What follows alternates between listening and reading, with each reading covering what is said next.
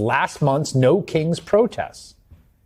An estimated 7 million people took to the streets in more than 2,500 communities, small towns and huge cities to say no to Trump, no to Trump's authoritarianism. October 18, 2025, Carrollton, Texas. Could feel it before you saw it. Something new, something familiar was in the air. People from all walks of life poured into the streets with one message: no kings. Already being called the largest protest in American history, with over 7 million people across all 50 states saying, no thanks. The timing, unmissable. The federal government had just ended the longest shutdown ever recorded, 43 days, and Donald Trump, still enriching his circle and his family through crypto back channels, raking in billions, throwing Great Gatsby-style parties, while telling the American people that the pain they're feeling is a Democratic hoax. Meanwhile, inflation is climbing, health insurance is expected to skyrocket, SNAP benefits were frozen, home ownership is out of reach for millions. So I hit the streets, camera in hand, to talk directly to everyday Americans, to hear firsthand how the affordability crisis is hitting real people. What's on their minds? What's pushing them to protest? This is their moment. This is No Kings politics. At the No Kings rally, I asked everyday people how they feel about the state of America today. Here's what they said. It's a mess. We're in shambles, and it's going down every day that he is in office. He's only been in office not even 9 months, and look at what he's done. He's tanked the country. Beyond concerns, embarrassed, devastated, and a little awoken to so many things that I took for granted before. Realizing how much they were taken for granted is an eye-opening experience. If it was one issue, two issues like we always have, we're not a perfect union. The thing is, when you start having people trying to tear away the rights that have already been approved, been working, and you take those away, what do you expect? So no, we're not in a good place. I do care, and not only do I have a right, it's my duty. It's my duty to care about what's going on. It's my duty to stand up. People have been talking about injustice since this country was built. We killed Native Americans, then we built it off the backs of slaves. And they want to talk about how reparations, and that's just, it happened 100 years ago and we shouldn't talk about it. We see the effects today. America was built on bigotry. America was built on hate. And it doesn't have to be that way. Priorities will be to quickly defeat inflation and make America affordable again. There's this fake narrative that the Democrats talk about, affordability. They just say the word. It doesn't mean anything to anybody. The word affordability is a con job by the Democrats. We're also making incredible strides to make America affordable again. That's a new word that they're using, affordability. The word affordability. I inherited a mess. I inherited a total mess.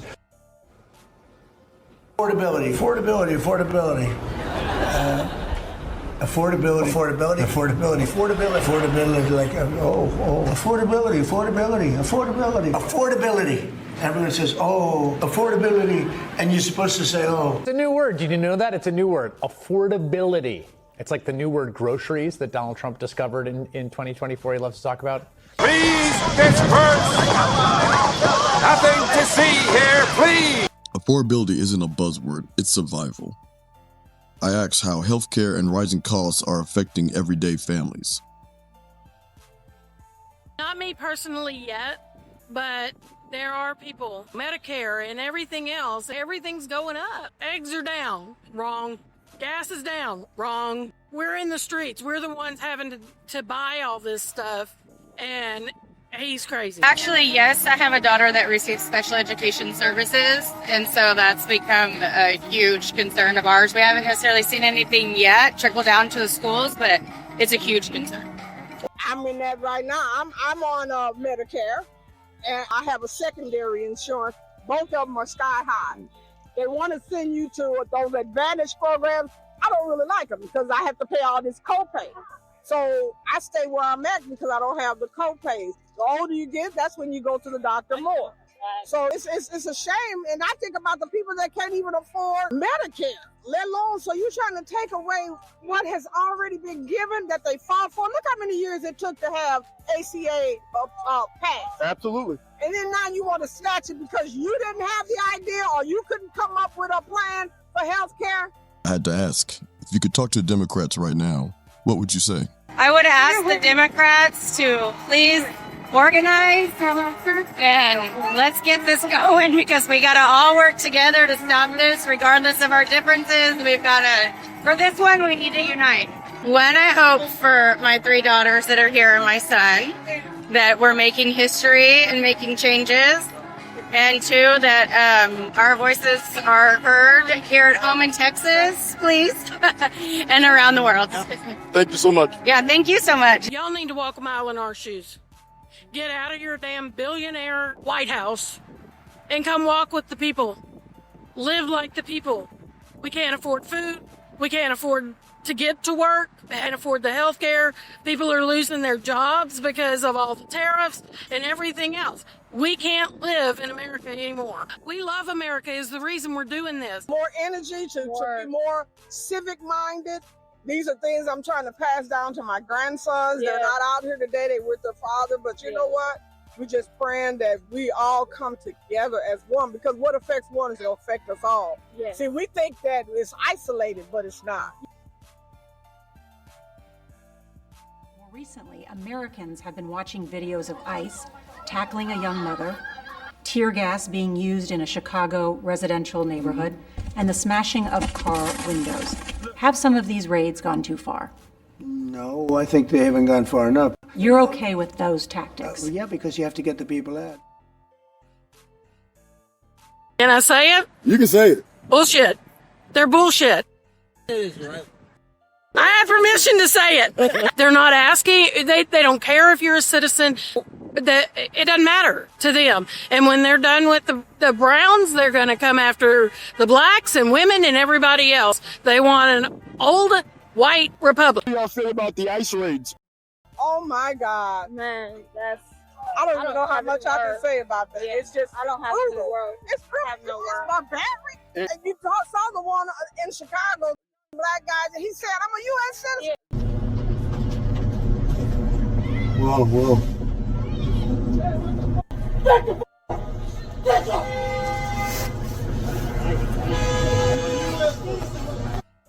Yeah, they're doing their job while they're covering their mask.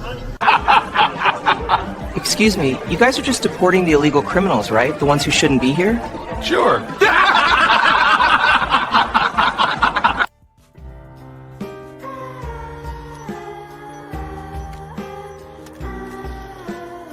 Look it up! In closing, this country's birth cry was simple: no kings. The founders wrote the rule: no titles, no monarchs. That's America's DNA. We said no thanks to one above all, and we insist that the promise of equality covers every American. No kings isn't the slogan, it's the operating system. And the message was heard loud and clear from coast to coast. To those who would consolidate the power of the many and put it into the hands of the few, we, the people, have only 2 words for you.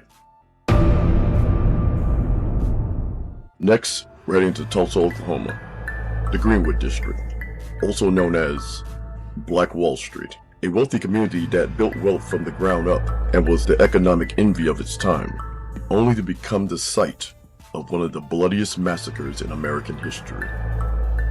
One of America's darkest kept secrets that almost no one knows about, that the government is currently trying to erase, and a city that's still not willing to do right by the survivors. Next, the story of Black Wall Street and the Tulsa Race Massacre. Thank you for watching. Subscribe to the channel for more updates on this project and future videos. I love y'all. Peace.